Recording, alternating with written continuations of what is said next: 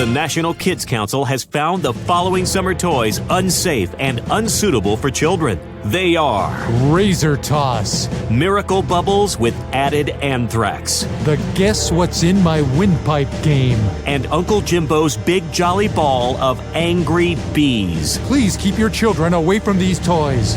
Thank you. Hey, it's Jace, and let's get the show out. 5 minutes or less.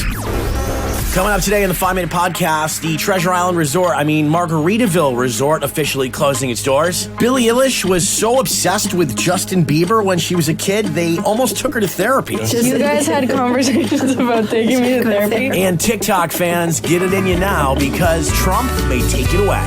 Watching things get wasted here in Margaritaville. All right, Treasure Island, Margaritaville, call it whatever you want. I always thought it was awesome. Yes, the rooms were a little dingy, and yes, only 2 of the washers worked, but if you're like me and ever lived at Treasure Island for a month or a year, you really couldn't get a better deal. It was the perfect place for people who just moved to the island to get introduced to the bubble, meet new people, be centrally located, and get that island kind of excitement that you're not going to find in your first apartment down the end of Marina Drive. When Margaritaville did acquire it and renovate it, man, they sure made it nice, but apparently they weren't living up to their end of the deal. In a story that came out yesterday in the Compass, the hotel wasn't paying its kickbacks to owners from October, plus they weren't paying pension and health care. They got themselves in a big mess, and now the hotel is officially closed. There were some talks to open the resort under another name. If they're taking suggestions, my vote is for the Dirty Curdy Resort and Spa. How many Lowe's could Rob Lowe rob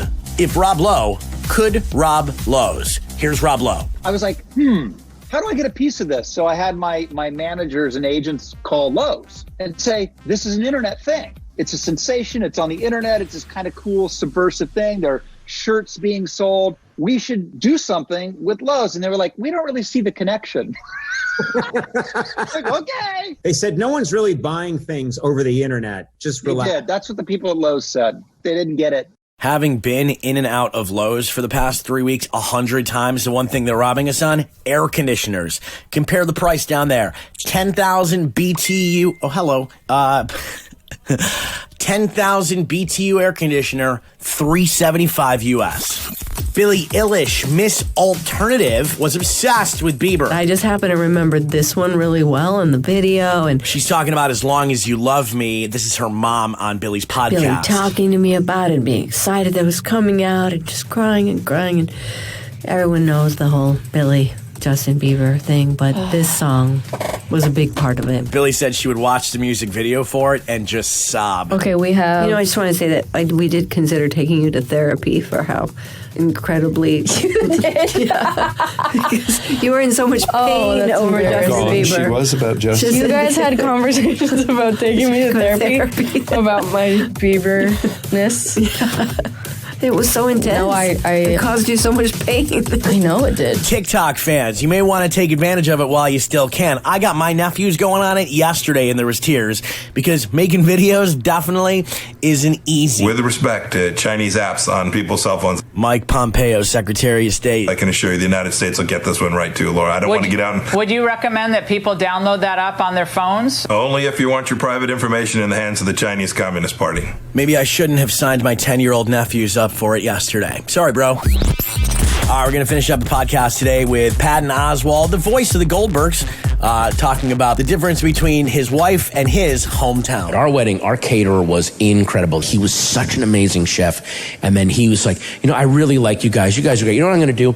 I want to talk to you guys and get your story. And then at the reception, I'm going to have 2 specialty cocktails that I will name for each of you.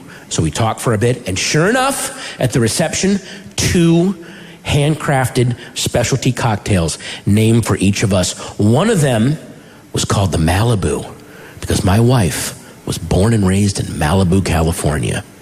And the other one was called the Sterling, because I grew up in Sterling, Virginia.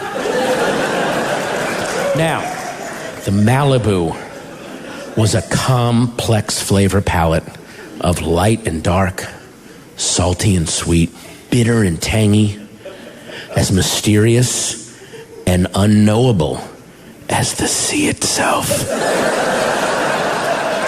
And the Sterling was lemonade with vodka in it. I don't know if you've been to Sterling. He nailed it. Oh, my God. Booze and lemonade. That sounds good. All right, thanks to everybody who liked the Jace Cast page. I appreciate it. And yeah, I had a great birthday. I thought it was fitting that in this horrible year of 2020 that it fell on a Monday. Have a great day. I'll talk to you tomorrow.